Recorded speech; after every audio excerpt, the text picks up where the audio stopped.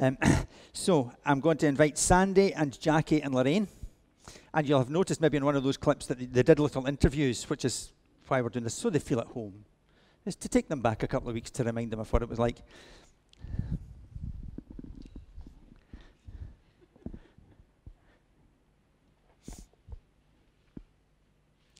Try not to sit in the microphone.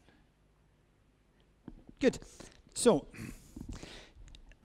seeing as how you have them, Mike, Lorraine, we'll start with you. How about that? I gave them questions in advance. I'm not really taking them by surprise. So, Lorraine, tell us a wee bit about your faith journey. Oh, it's one of those really difficult things to talk about because I feel like probably my faith journey started when I was a teenager, probably, and Carrie and Jeanette. My mum and dad don't go to church, and Carrie and Jeanette, I've been friends with Carrie since I was a wee girl, brought me to what was at the time Covenanters in this church, and ever since then this church has been a place I feel very at home at, but also have done amazing things from God, and the support from people in this church has been really crucial to that. Good, okay. So, when did you become a member? Oh, I was trying to think that, and I honestly don't know. I should have tried to find the certificate. See, we give you these things for a reason. I forgot to look it up, so I'm not. It was when I was probably about 20, I think. So just a couple of weeks ago? Yeah, definitely. Okay, a couple of weeks ago, not yeah. That long, okay. And in what sort of ways have you been involved in the life of the church? So up until recently, I was doing stuff for the teenagers in the church, and still kind of, that's very close to my kind of heart. We have amazing teenagers who do AV and study for exams and things like that now, so we're not as needed as much for helping them out. I'm also one of the elders of the church and on the mission and discipleship committee. So I do things around just helping people develop their faith when they're in church, and that can be anything from organising the 24/7 prayer room to supporting house groups, and supporting the uniform organisations. Good. And this was your second conference? Yep. So what was a highlight of this one for you? I think it was something and you saw John Gray on the video, and it was something he said, and it was actually the clip that he was talking about the fact that people who had gone there, people like John Gray, who's probably a minister in one of the biggest churches in America, and he was sitting in when Jean Vanier, who was the old guy who was speaking, was talking about what he did as part of his Christian journey, and I get a real sense that people like Priscilla Shirer, whose name is not easy to say, and John Gray were really touched by that, and I suppose so was I. I think one of the things that really came over was about humble leadership, and actually, and that kind of came across in all of it. The Cardinal was speaking about that as well, and just the fact that for them, the two American speakers, the thing for them was, how big and bright and shiny can your church be?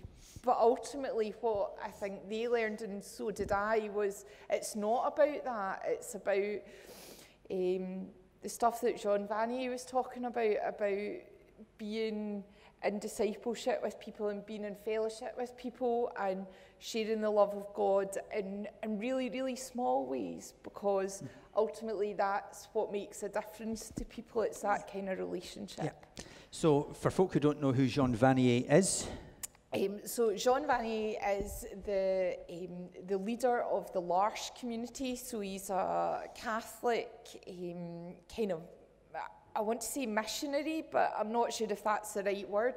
So basically he saw that people with significant learning disabilities sometimes really struggled in terms of their faith and being accepted in faith communities, and or couldn't find faith communities that they could actually live in because ultimately their needs as a person are very different from what your and I needs are. And John set up the L'Arche movement who take care of people in Christian community and provide everything for them and in real kind of fellowship and relationship with people. I was really fortunate. A number of years ago I got to meet Sean Vanny and when he was over speaking in Edinburgh, and it's one of the things that's always kind of stuck with me about what church should be like. It should be for everybody. It shouldn't just be for people who are really able to take part in it. It should be for everyone, and God's love is for everyone. It's not just for me or for you, it's for everyone, and we need to be better at finding ways to share that. So, the one thing, I'm sure there's more than one, but one thing that you've taken away from that conference? Oh, it's about being humble, I think, and not getting caught up too much in what my life is. I think it's to see the bigger picture a bit more, and seeing what God does on a daily basis. It's about the small things. It's about the blessings that He's given me, my husband, David, our baby, and just seeing God and all of that on a day-to-day basis, and I'm really appreciating that. I'm not saying I didn't do that before, but I think I do it a bit more now. Intentionally? Yes. Yes, okay. One of the questions that was asked of most of the folks who participated was, what difference has Jesus made in your life? What difference hasn't He made? I think He has amazingly blessed me, and some of the stuff is about Graham and David, but also the job that He's given me to do within, and I work for the local authority, but it amazes me how many Christian people I meet within that, and how He gives me opportunities to support Christian organisations to do really good work in the communities in South Ayrshire. It's kind of hard to explain what difference He makes. Okay, thank you very much. Would you like to pass that on? Jackie, you can follow that. Honest. Tell us a wee bit about your faith journey. Well, my faith was gradual. It was a bit of a struggle to begin with because I'd never been to church. I'd never thought about God or Jesus or anything like that. But meeting the friends that I have now and listening to them, it started off at the cafe, listening to what they had to say about Jesus and about God, and just the way that they behaved, the way they brought themselves. It was just, I liked that and I wanted that. And slowly I decided I wanted to go to church. But it was really when Irene said to me one night, Jackie, can you do the teas? And I thought she said that, but she didn't say it. And I heard that from somewhere, and I believe that was God that said to me to do the teas, and that's what got me to the church. And I've been here since. And you became a member at Easter? Yes. Okay. And in what ways are you involved in the life? I wrote a list. Good. Yeah. I've been doing the same things before I became a member, because I started at the cafe doing volunteer work before I came to the church. And then after that, I went to the Alpha, and that got me to the church as well, and that got my faith, and that got me the big understanding about the church, about religion, about the Holy Trinity, and also the path of renewal. I help with that too, and outreach, and so it's a lot. I'm kept busy. Yeah, good. And this was your first leadership conference. Yes. Did you like it? Yes, I liked it. At one exhausted. Point, I was going to say, at one point, Jackie was so excited I thought we were going to have to tranquilise her. But what was the highlight then for you? Apart from the plane. I enjoyed all of it. I mean, I really, really did. It was so big. It was overwhelming at times. I mean, just going into the Royal Albert Hall at 9 a.m. in the morning, and there's 6,000 people all singing, worshipping at the same time. The atmosphere was absolutely amazing. The speakers were amazing. It was all of it. It was just taking it in, wasn't it? Mm-hmm. So what have you brought away from it? I've brought away that I can pray a lot better now. I'm a lot more peaceful. My faith is definitely a lot stronger. I feel God more. I feel that I'm proud to be a Christian now. I feel like I could stand up and say, yes, I'm a Christian. In fact, someone asked me, what was it? Some workman was in my house the other day, and I've got this wee window in the hall, and before I came to church, I wanted to make it look like the stained glass. Mm-hmm. So I done that, and the workman said to me, are you a Christian? I said, because you've got your window all done up like church. And I says, do you know, I'm a Christian. And I felt proud to say that. I felt good. Good. So, the same last question then is, what difference has Jesus made in your life? A lot. An absolute lot. A big, massive transformation. I mean, from what my life is before to what my life is now. He's made me more patient, peaceful. The feeling, the glow you feel inside. I look at the world and I think, wow. I look at the sky today, I think, wow, look at that lovely blue sky. That's God. That's Jesus doing that, bringing us this blue sky. So yeah, it's made me who I am today. I'm so proud of myself today. Well, no, you shouldn't be proud. Good. No. Absolutely. I'm still learning. Yeah. Good. Okay, thank you very much. Sandy. Hello. Tell us a wee bit about your faith journey. We were invited to come to this church for a Boys Brigade anniversary service because my husband Gavin had been in the Boys Brigade. And we just had Eden, and he was a couple of weeks old, and we came along. No intention to come back, and everyone made us feel so welcome and so much part of the church that I just started coming every week.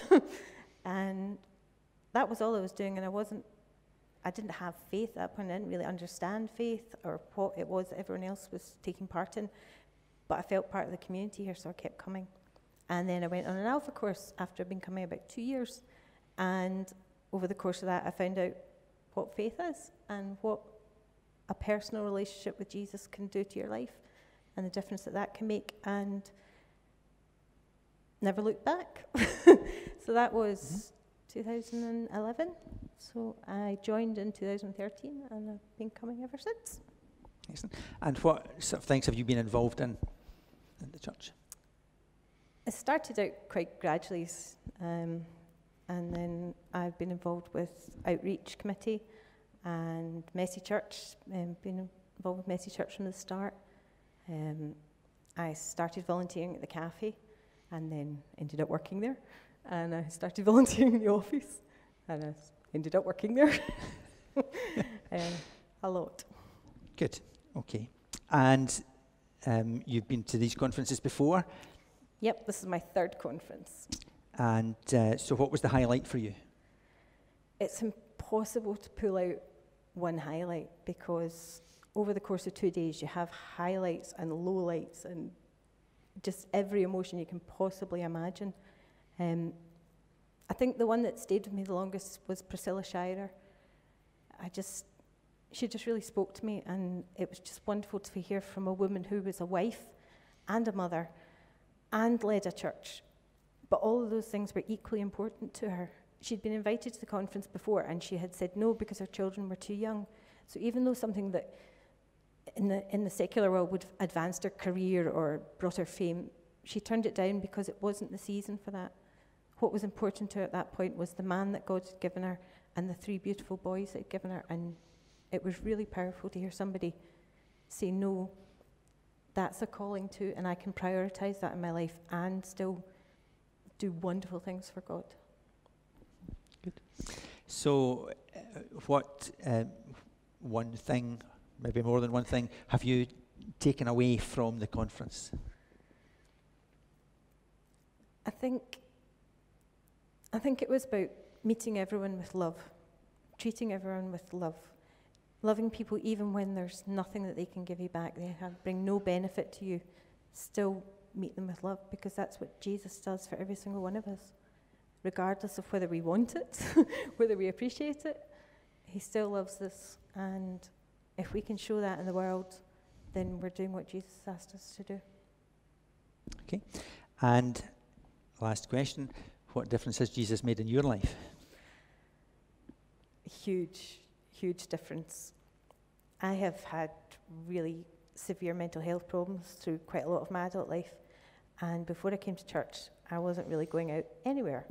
And I hadn't been working, I hadn't worked since 2000.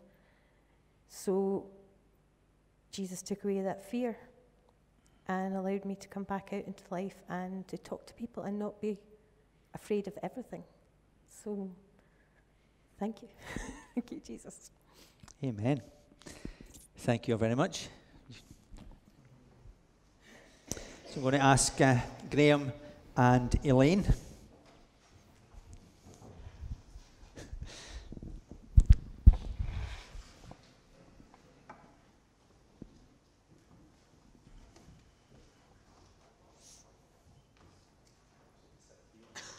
Well, it depends whether you want to go first or not. Right. I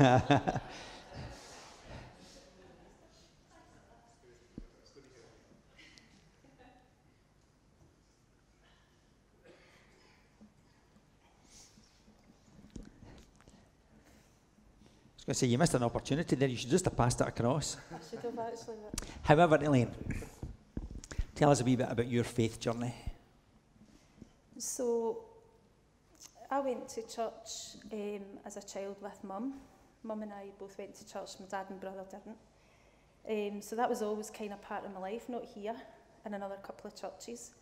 Then I started working at the weekends, and it made coming to church very, very difficult. Then later on I met Scott, and I decided to start coming along here, and I joined, and then we got married here. But there was no kind of big, huge, oh, that was the day I became a Christian. It was just a kind of very gradual journey. However, we had our son Kieran, who's 24, and when he was born, he had really severe health problems with his heart.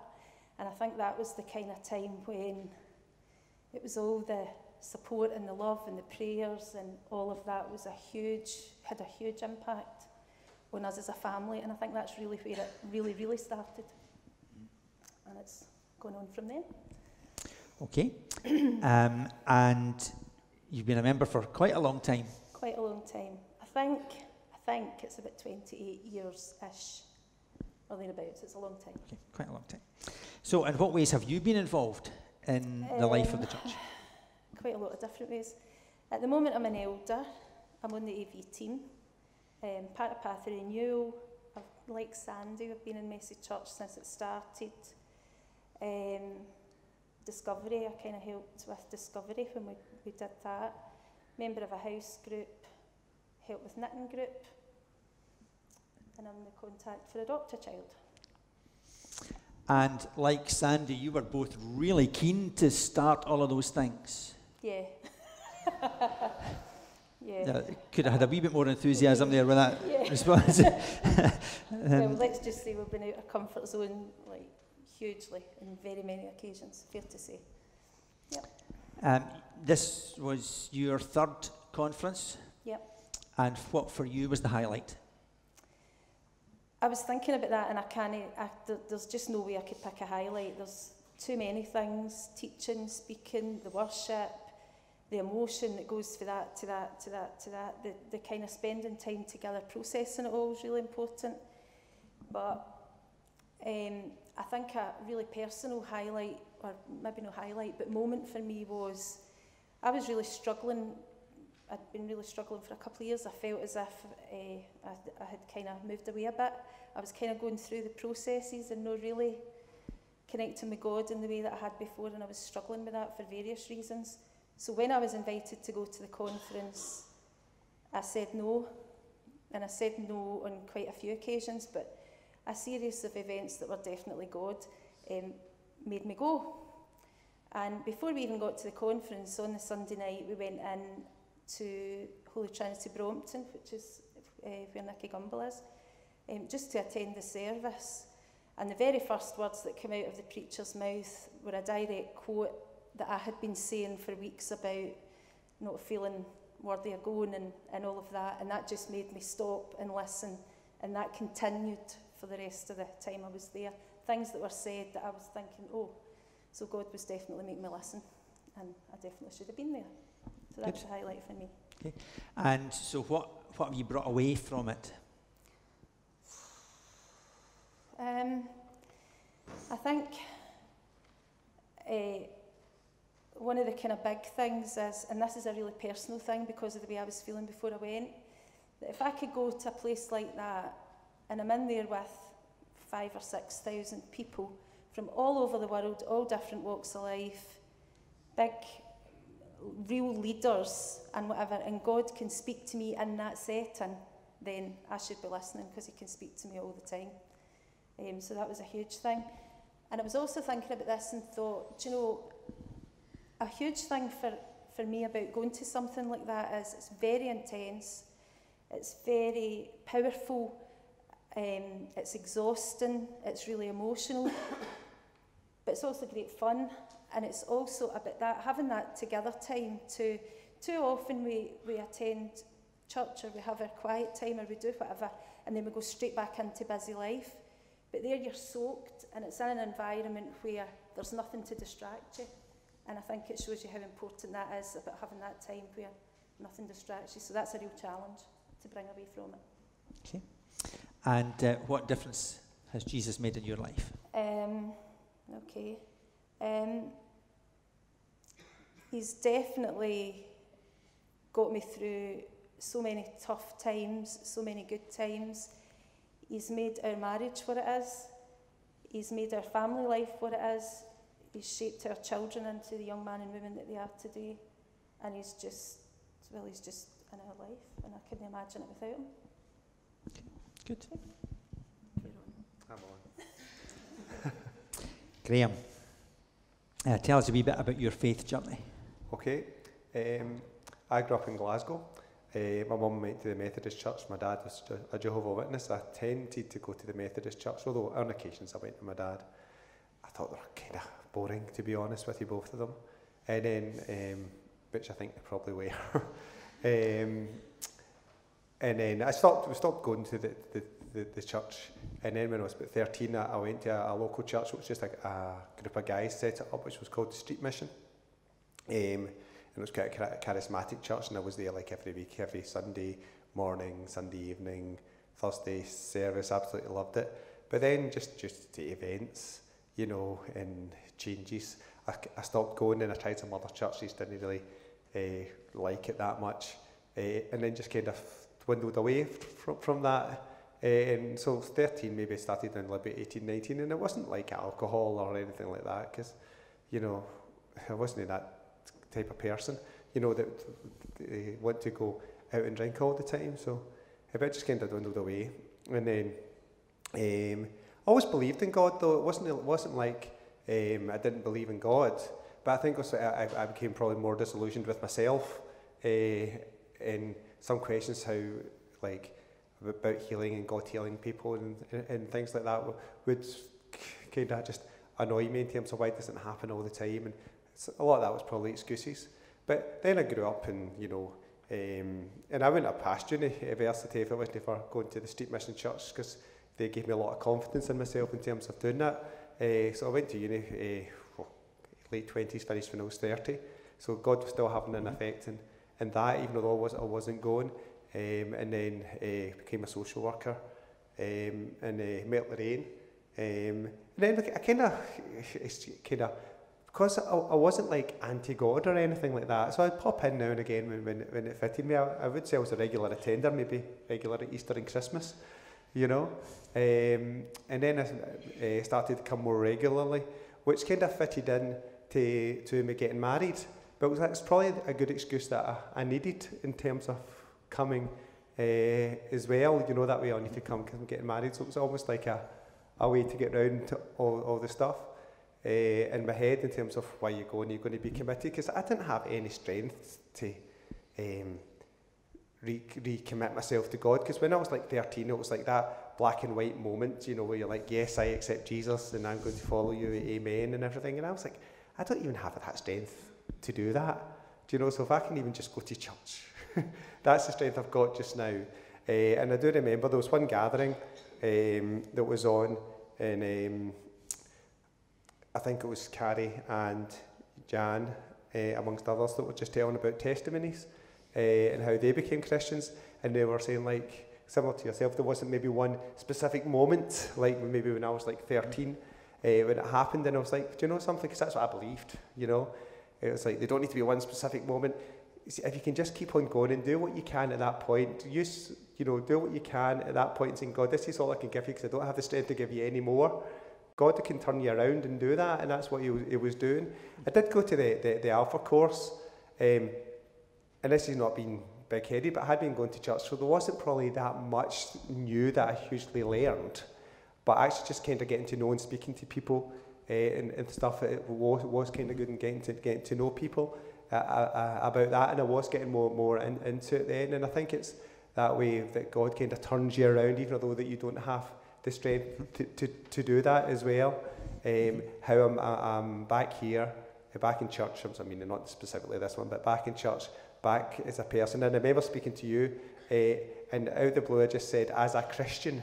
And I said, oh, I've just actually said as a Christian. I've identified myself as a Christian, whereas before I didn't even have the strength really to do that. And God just turned me around in terms of saying, like, sorry, I know you don't have the strength to do that, but you're giving me what you can.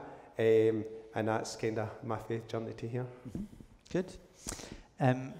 You recently started a prayer, a pie and a pint. Yes. Can you tell us a wee bit about that? Yeah. That was in relation to kind of the prayer triplets, prayer quadruplets, but I was also aware that in terms of working men in the church, there's really not that much available for people that are working. I think people that are working in general and working men that I see. So I was having a wee fun chat with you. I'm one of these people that kind of have crazy ideas, you know, it's a natural talent. And I said that, and I said, you know, something that might be a good idea. So we just started it. We're having, it's like second Friday every month, and we're meeting actually just in the wee church room there. And we're sitting off, starting off, last time we started off just with a wee pizza and a wee drink. Then it just ended evolving into a wee chat and then a prayer, and then we went to the Witherspoons for a pint. And the importance of it, prayer is really important. And everybody knows. It's funny because 2 years ago at the leadership conference that I'd went to, I do remember saying to you, when I used to go to the street mission, I used to actually lead a prayer meeting, and I was like, I can't believe I said that to David. Do you know? He's going to get me doing one, so it's taken him 2 years, but still. But this prayer pie and a pint is just getting kind of working people together at a time where we're going to try and concentrate for an hour and praying. But one of the things that we kind of spoke about, we're just going to let it evolve and let it go the way God wants it to go. If there's any people that want to think about coming to prayer pie and a pint, give me a wee shout at the end, or I might even come and speak to you, and we can have a wee look round. And one of the important things, I think it was mentioned before, is the social aspect of it. You mentioned it again before I was speaking. It's just not about all running off. It's actually just about sitting down and getting to know people, because it's ridiculous how many people I don't know here. Mm-hmm. Yeah, and vice versa. Yeah. Yeah. So, what for you then was the highlight of the conference? Yeah.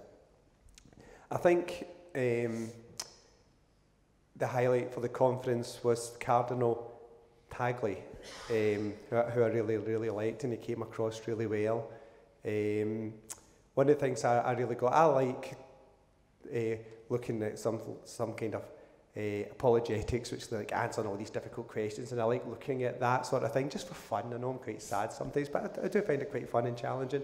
And he was talking about like a street girl, why come God lets this happen? Why does he let children suffer? And they just, and he's a cardinal, you know, he's got all these answers far better than I could ever produce, but he just actually kind of spent time with the girl and kind of built a relationship and created an identity. And that's what I think in terms of like, yeah, there's lots of things that go on, and when people share are in difficult situations, you don't always have to give them an answer. You just need to be there for them as much as you possibly can. I think that's what's good. Mm-hmm. And the thing that gets me, it got to the last two years ago as well, I know why I'm not a Catholic. You know, there's certain things that I believe that Catholics do not believe. There's certain things Catholics believe I struggle to work out how they do. But that's twice in a row that they're less important than love and humility that was mentioned before. That's the important part, you know. And with Cardinal Tagle, you could actually see the love that was coming out of him, and the doctrine was less important than the love that he was shown. Yeah. Yeah. So, what difference has Jesus made in your life? Yep. I would say, I mean, you can see Lorraine mentioned it as well about we've got a lot of practical matters, and you have to give them to God as well. Lovely house, wife, and a baby. I don't think before I came to church probably I would have had the confidence to have any, I know it's not me, but have children with Lorraine, you know, so I think it's a confidence thing. And I may become across as confident, you know, but I'm not really. Depends on the situation. So I think the confidence is the biggest factor that Jesus has made in my life. Good. Okay, thank you very much.